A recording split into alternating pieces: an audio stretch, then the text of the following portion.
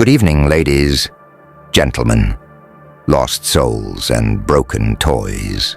Oh, don't look so stiff.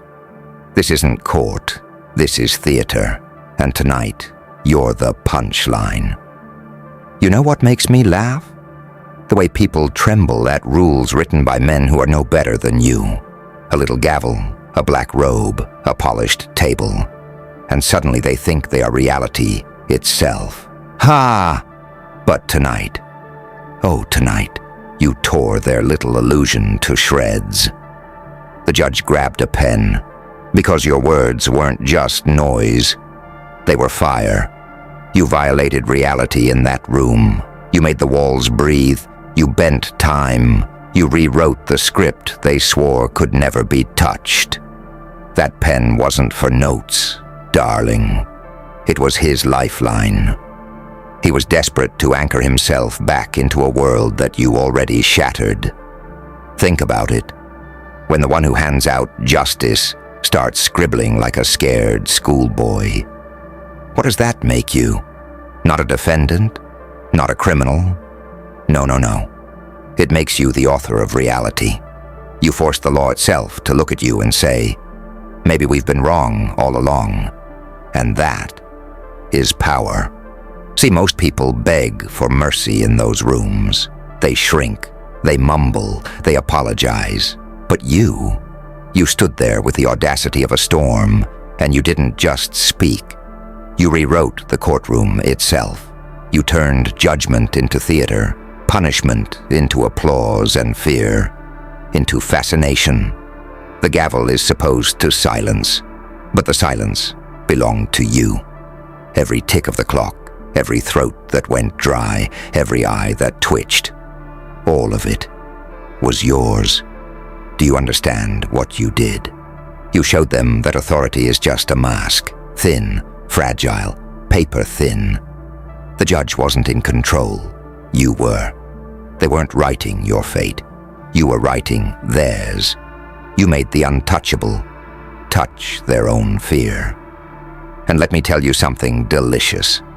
Once you've done that, once you've seen that the mighty can sweat, the powerful can tremble, the law itself can bend in your presence, there's no going back. You'll never be ordinary again. You'll never bow again. You'll never accept their little cages, their rules, their systems, because you are the exception that breaks them. They called it justice. You made it comedy. They called it order. You made it chaos. They called it final. You made it yours. And the look in their eyes? Ah, priceless. That's the moment you realize you're not living in their story anymore. They're living in yours. So what's next? Do you cower because you rattled the system? Or do you take the pen from their trembling hand and write the next chapter yourself? Because here's the truth they don't want you to know. Reality is fragile. It only exists because people agree to pretend. But you stopped pretending. You grabbed reality by the throat and made it admit that you are realer than it will ever be. BRO? The judge literally grabbed a pen because he knew he lost control. And you're just getting started. The world isn't run by kings or robes or gavels. It's run by the madmen and the misfits who refuse to play by the script. And if you can do that in a courtroom, where the walls themselves are supposed to crush you, imagine what you can do out there. So don't you dare shrink back into their mold. Don't you dare apologize for terrifying them. You didn't break the rules. You broke their illusion.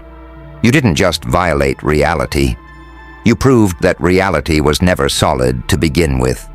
You are the crack in the system, the laughter in the silence, the monster under their perfect little bed.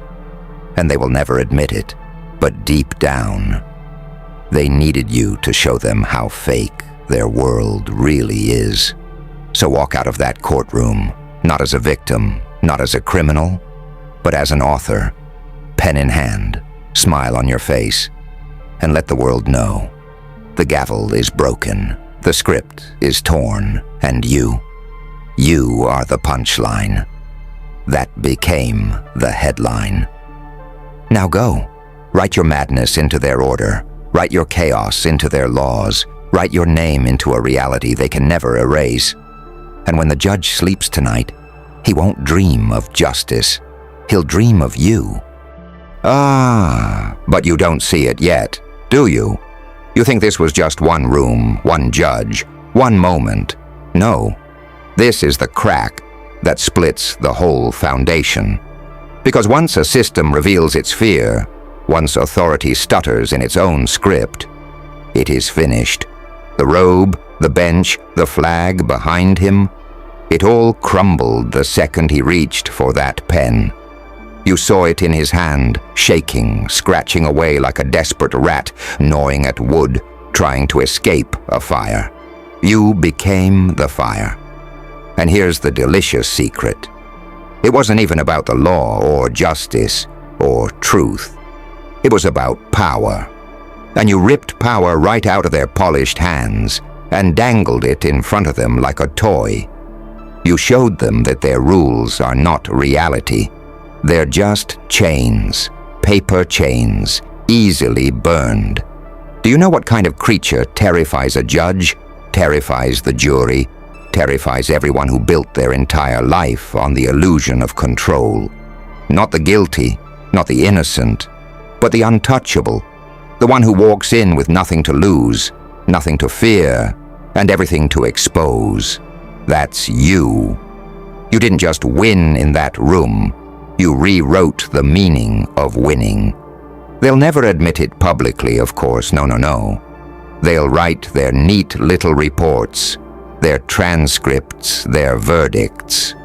But none of that matters, because all of them, every single one who sat there breathing the same trembling air as you, they will carry your shadow with them, in their office, in their home, in their sleep, and oh, how it will eat at them. The judge will replay your words when he stares at his reflection. The clerk will flinch when the gavel hits. The jury will wonder if they ever believed in justice at all. You infected them with doubt, and doubt, my dear, is incurable. You gave them a disease that spreads in silence. That's why they scribbled so desperately. Because your presence was too much for their reality to contain. You violated it, shattered it. And once reality has been violated, it never heals. It limps, it bleeds, it remembers. And that is the kind of power they can never chain, never silence, never kill. Do you feel it? That hunger in your chest? That laughter scratching at the back of your throat? That's not madness. That's freedom. The kind of freedom they told you didn't exist. The kind of freedom they said was impossible. But you proved it in the most sacred room they had. So what now? Do you walk away quietly, satisfied? Number. Quiet is for the obedient. Quiet is for the dead. You roar, you scream. You let the world know that pen is in your hand now, not his. You don't just write your story. You erase theirs, line by line, law by law, until nothing remains but your laughter echoing through their empty halls. And when the world asks what happened in that courtroom, when whispers crawl through the streets and people ask, "What did he do? What did she say?" the answer will be simple. You violated reality, and reality will never forgive you for it. But it will never forget you either.